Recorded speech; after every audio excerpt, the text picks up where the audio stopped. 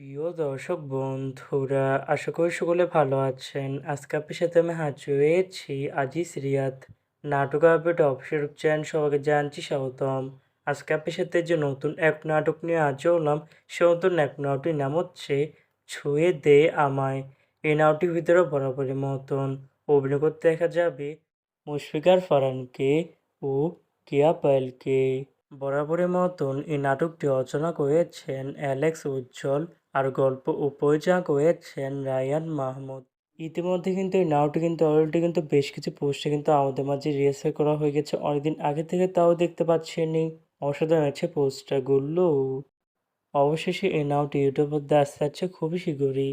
এই নাটকটি কিন্তু টিআর প্রকাশ করা হয়েছে আমাদের মাঝে, তাও দেখতে পাচ্ছেনই। নাটকটি ইউটিউবারদের দেখতে চোখ রাখতে হবে ঈদের চতুর্থ দিন, মানে 31শে মে, রবিবার বিকাল 3টায় শুধুমাত্র এনটিভি নাটকের অফিসিয়াল ইউটিউব চ্যানেলে।